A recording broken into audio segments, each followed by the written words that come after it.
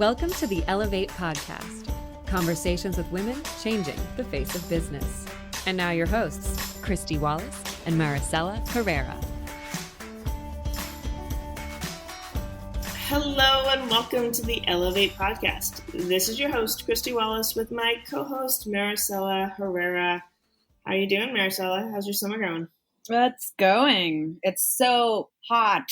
And I should not be complaining because I actually like the heat and I prefer it much, much, much, much more than the cold. But it is very hot. Yeah, I don't mind the heat. You and I are soulmates in that way. We both love the beach and warmth and sunshine. We had a team meeting recently, and Sam G, who is our culture and people aficionado, always does these fun polls at the beginning. And one was, I think, what's the one thing you couldn't live without? And I remember I put down sunshine because it's certainly something that I desperately need. Yeah, I don't think I could do. So my brother lived in Finland for a really long time, and the whole 6 months out of the year without much sunlight, I would not be able to do that at all. So yes. Kudos to those people who can. No way. Could not do it. But that's why we live in New York City, because then we get the the heat and the cold. But we get a little bit of both. But right now, we're enjoying the sunny weather, so we're gonna take it. New York is anything if not extreme. On so many levels, yep. That is an understatement. Well, today's guest, Kate Glantz, is the head of social good at Luma Legacy. She has a career that spans government and business, really following her passion to create change, to start businesses, to retell narratives in a more diverse and equitable way. She has an inspiring career, which I know many of us can connect with. So let's get to my conversation with Kate Glantz.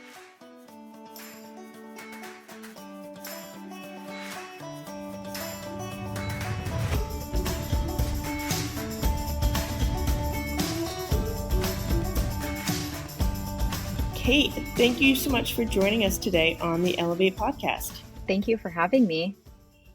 I would love it if you could share a little bit about who you are and how you got there. Absolutely. I think probably the most succinct elevator pitch would be that I am a do-gooder with an entrepreneurial spirit. I have always been possessed by just an insatiable curiosity about the world and a desire to connect with people, and especially when they have seemingly nothing in common with me. And on a personal front, I'd say I'm an optimist, I'm a storyteller, I am definitely a mischief maker, and I'm just innately motivated to leave the world kinder and healthier than I entered it. I come from a family of entrepreneurs who are all very gifted at those intangible things that, when woven together, just work and create really successful businesses. And it was something I was always exposed to, that instinct and grit and self-determination of a founder. But I sort of always held that up as very business aligned and not at all that was what my parents did. But for me, as this do-gooder, to live this true life of service, I had two options. I could go into the government or I could work for a nonprofit. And things like social enterprise or even startups just weren't in the zeitgeist when I was in college. And so I graduated college with a political science and African studies degree. And 6 weeks later, I was in the Peace Corps in Tanzania.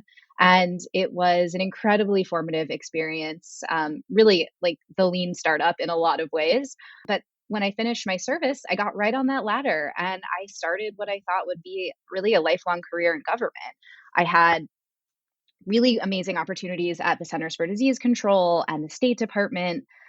But I found that sort of as I was hitting my stride in, maybe 5 years into my career, and, when your point of view starts to crystallize, when your voice becomes stronger, what I found was that I was actually pretty miserable where I was, but also incredibly guilty because I was working for people who were actually ending HIV and malaria at the State Department. And, in my mind, I thought, well, this is what I am supposed to do. And I should be grateful really for any role I can play in support of this work.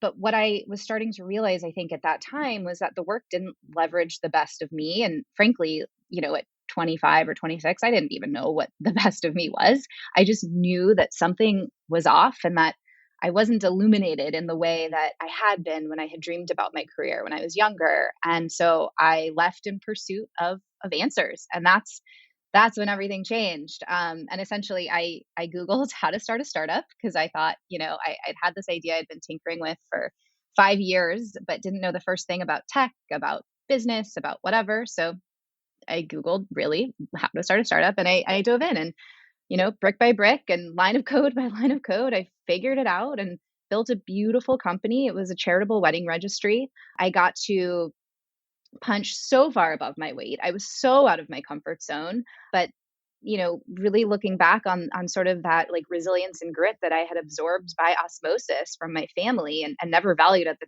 time, realized that I had it in me all along as an entrepreneur. And so ultimately the startup didn't make money. It was a beautiful brand that served thousands of people.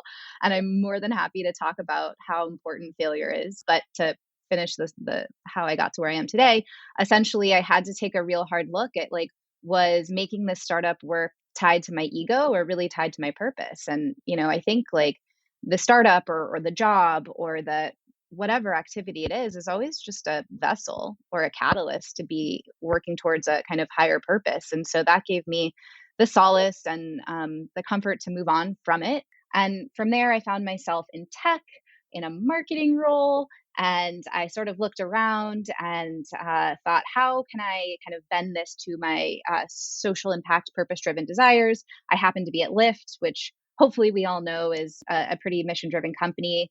Worked on some amazing campaigns there. And fast forward, I am now at Luma, which is a film studio with many different segments, ranging from a visual effects business, a venture capital firm, a production studio, and then Legacy, which is the division that I run, the segment that I run, which is dedicated to helping build a fairer, kinder world. And I mean, not that that's ambitious or anything, but that's where I am now. And I've been with the company for 6 months, and I feel like I am back, as an entrepreneur, but in an environment that is resourced and full of visionary people and having the time of my life. And I think, yeah, just the to sum that all up, I really think the through line and how I arrived at this very surprising juncture, which I could have never forecasted 15 years ago, is just having purpose be the through line and, being pretty agnostic to the industry or the job title, but following what, again, like really illuminated me.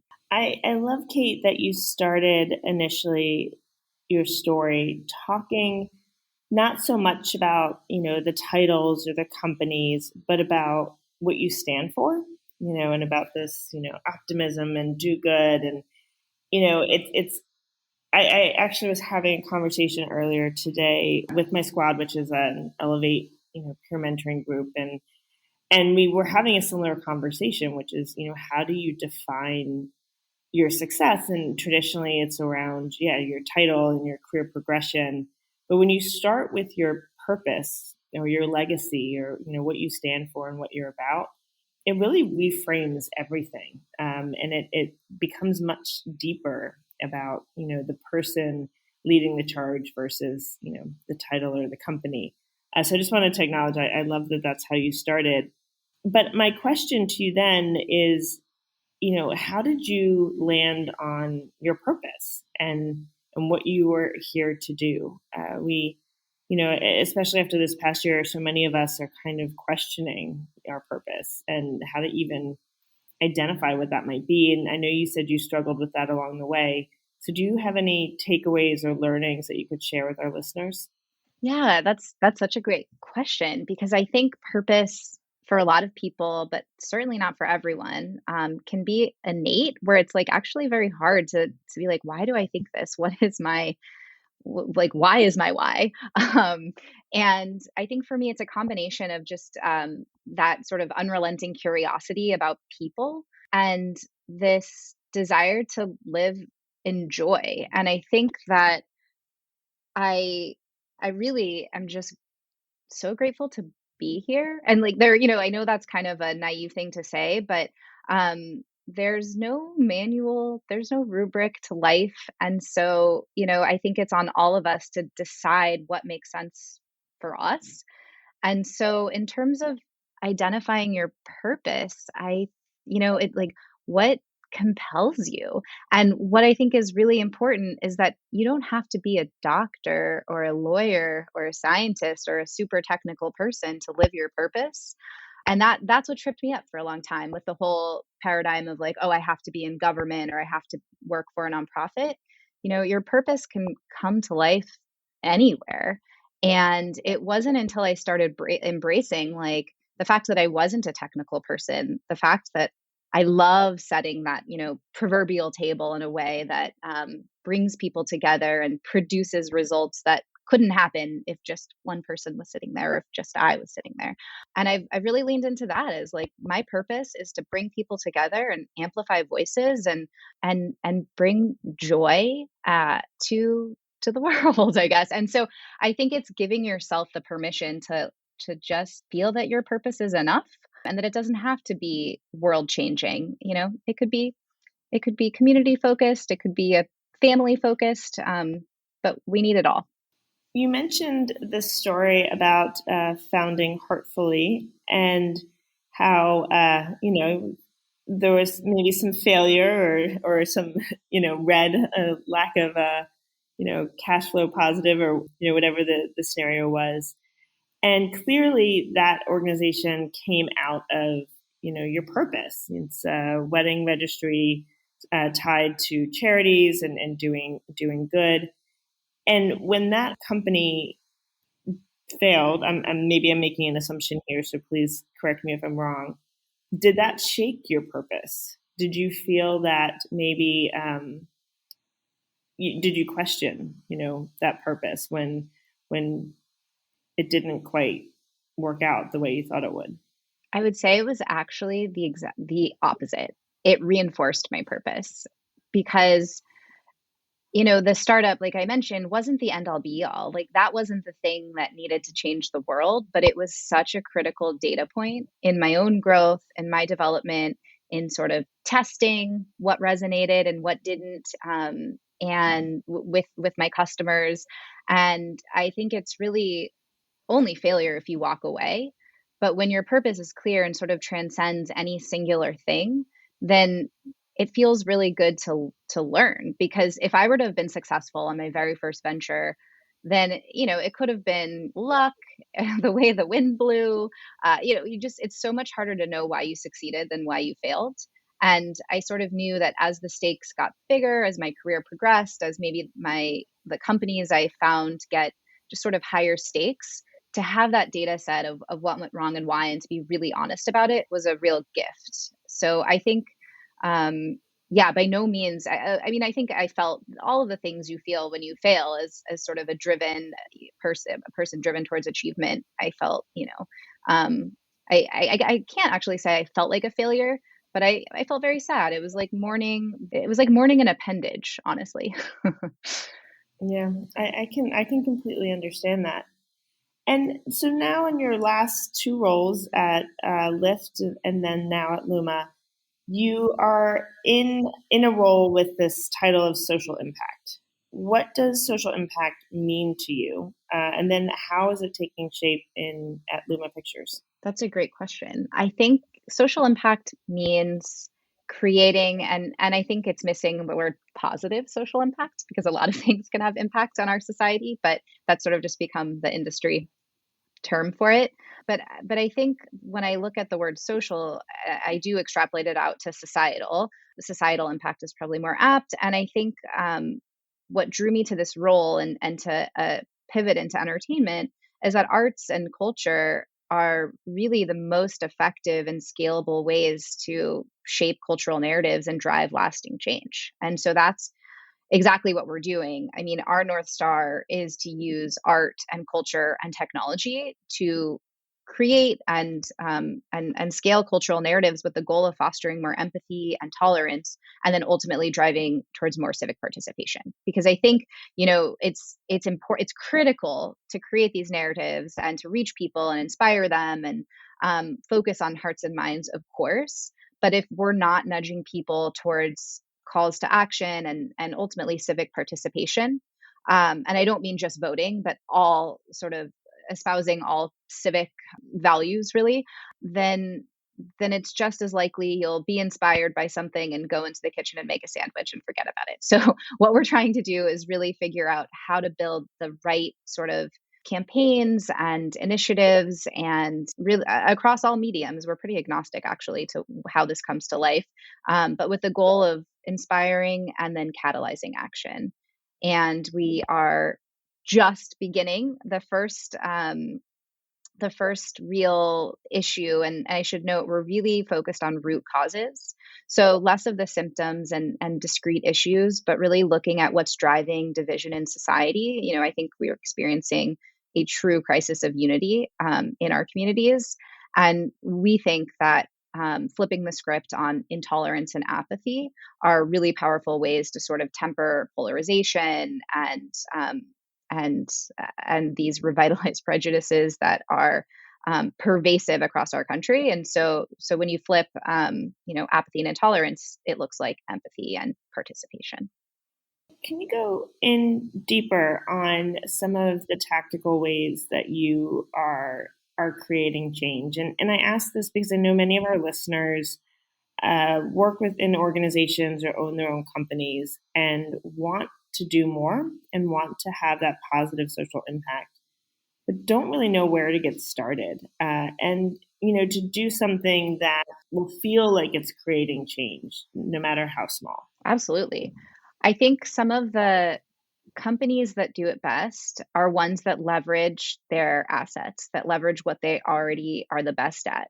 So, I think that the age of corporate philanthropy and writing checks to nonprofits and sort of that's it, end of year giving, are still important. Obviously, that's a critical component of philanthropy. But the way I've seen specifically the tech sector embrace social impact is so innovative and helpful in that they're really meeting people where they are with their competencies. So just for example, at Lyft, a program I was really proud to start was the Grocery Access Program, which gave people in food insecure areas or food deserts subsidized Lyft rides to grocery stores. We looked at this challenge. We said, okay, there's 300,000 people living in a food desert. We as a rideshare company certainly couldn't build a grocery store, but we do have, millions of drivers and vehicles and the ability to get people places. So I think it's looking at at what you do best and figuring out where that can bridge gaps in where problems exist. And that can come to life through software solutions, through it's endless, but I think it's more sustainable and more authentic and also more defensible when you might have to get a new line item of budget. But yeah, I would recommend really just doing an audit at what you're already great at and figuring out how that can be overlaid on where there are, challenges. That would be a start, I think. And how do you measure success? Oh, it's such a good question. That is what I have about 15 tabs open in my browser right now around KPIs and, oh my goodness, impact measurement. How long do we have? I think there's a lot of different ways to measure success. There's the aggregate generational behavioral change, which is above my pay grade to measure, but I think that's something that we're all trying to figure out, and there are behavioral scientists and like true academics figuring out how certain narratives and cultural moments do shift behaviors over time.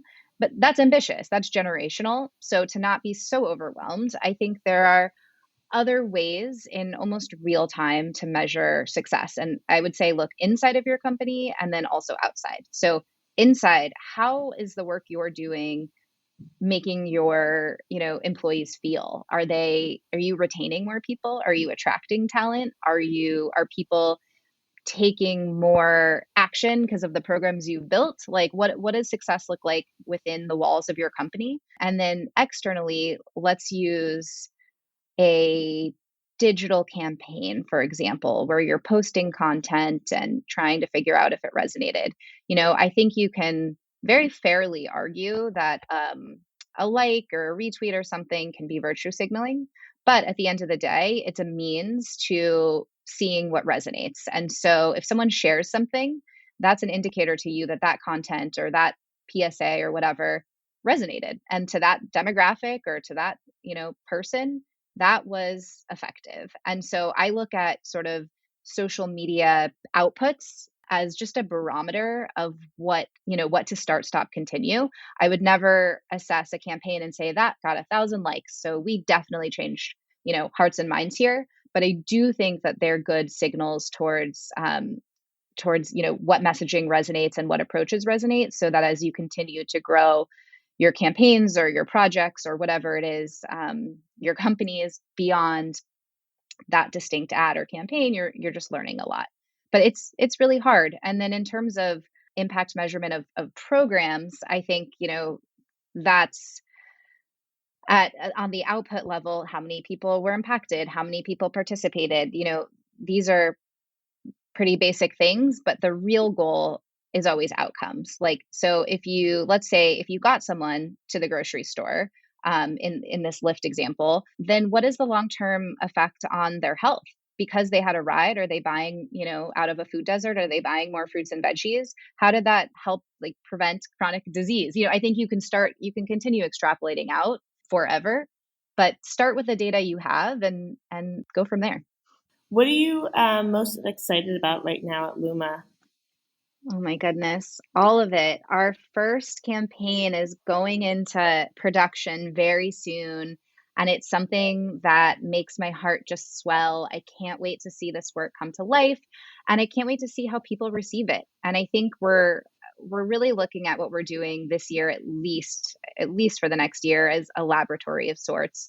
We're not going to figure out all the answers our first go of it. But what we're doing is, setting some pretty ambitious goals for what we want to achieve, but then also putting as rigorous of a measurement, behind all of it as we can, so that we can continue learning. And that was, Heartfully 101. My startup 101 is like, it's only failure if you quit. So you better be measuring and understanding what went right or wrong. So I think just seeing this work come to life in the world is going to be so fulfilling.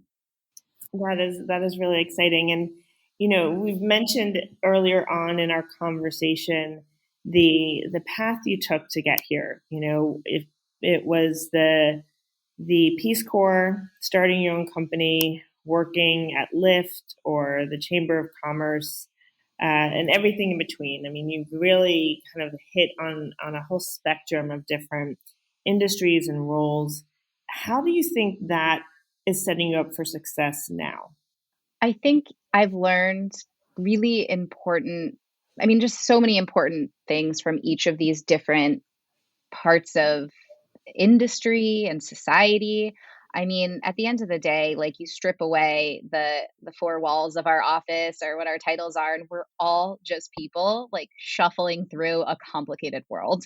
And so getting to understand what drives people in all of these different settings, what works from on the marketing side, what drives engagement, on the Peace Corps side, how do you build trust? I feel like I've learned so many soft skills primarily, that I couldn't have the worldview or perspective or instincts that I have now without having been exposed to so many different people and missions. All right. And I hope our listeners take a lot away from that, because, I believe there's such beauty in the diversity of experience and background, but that's not always the societal story around career paths. So I really enjoyed hearing about your twisty, windy road that, leads you to a place where you feel like you can do good with that entrepreneurial spirit, have an impact. I want to end with a couple questions about you, a little lightning round to learn more about Kate and what you're all about. So I ask that you answer in just a few words these questions. Are you an introvert or an extrovert? Ooh, ambivert. I do hear that. I think we're all somewhere on the spectrum. More extrovert, though. What's your favorite day of the week? Ooh, Thursday. Are you an early bird or a night owl? Unfortunately for my body, both, but newly initiated early bird primarily. Well, you just moved to different time zones, so I think that's probably throwing you off a little bit. Yes, adjusting. Who would be your dream dinner guest? Ooh, Prime Minister of New Zealand, Jacinda Ardern. Oh, that's a good one. Do you have any pet peeves? Loud chewing. Ask any of my loved ones. It's caused rifts. What is your morning must-have, your morning staple? Coffee. Do you have a favorite recent read? Oh, yes. I'm still in the thick of it, but Stacey Abrams' Leading from the Outside. Highly recommend to anyone who is not a white man. Excellent. A top self-care practice? Long, rambly walks. And what is a final thought you want to leave with our listeners here today? So I'd usually say something about being a good neighbor or taking some empathetic action. But what's really coming up for me is that life is not a dress rehearsal. This is it. This is the camera rolling. And so do whatever the hell you want to do with your life. You are one of one, and there will never be another person like you again. So we need you. We need your point of view. We need you in the ring, and we need you to live your purpose. So yeah, and always drink, never fear don't save the good champagne. Drinking champagne on a Tuesday, it is a metaphor for just life is meant to be celebrated. Excellent. I love that. I don't know if I've heard that one, but that completely resonates with me. As I have some good champagne actually in my cabinet from as a Mother's Day gift. Oh, so I'm gonna have to tap into cheers! Yeah. Well, Kate, it was so great to have you on the podcast today. Thank you so much for sharing your insights, your purpose, and your passion with us here. Thank you for the opportunity and for all you do. Thanks so much for listening to Ellevate. If you like what you hear, help a girl out. Subscribe to the Ellevate podcast on iTunes. Give us 5 stars and share your review. Also, don't forget to follow us on Twitter at Ellevate NTWK, that's Ellevate Network, and become a member. You can learn all about membership and all the great things that Ellevate Network is doing at our website, www.ellevatenetwork.com. That's ELLEVATE network.com. And special thanks to our producer, Catherine Heller. She rocks. And to our voiceover artist, Rachel Griesinger. Thanks so much, and join us next week. 92% of households that start the year with Peloton are still active a year later. 92% because of a bike? Not just bikes. We also make treadmills and rowers. Oh, let me guess, for elite athletes only, right? Nope. It doesn't matter if you're an avid exerciser or new to working out. Peloton can help you achieve your fitness goals. 92% stick with it. So can you. Try Peloton bikes, tread, or row risk-free with a 30-day home trial. New members only. Not available in remote locations. See additional terms at onepeloton.com/home-trial.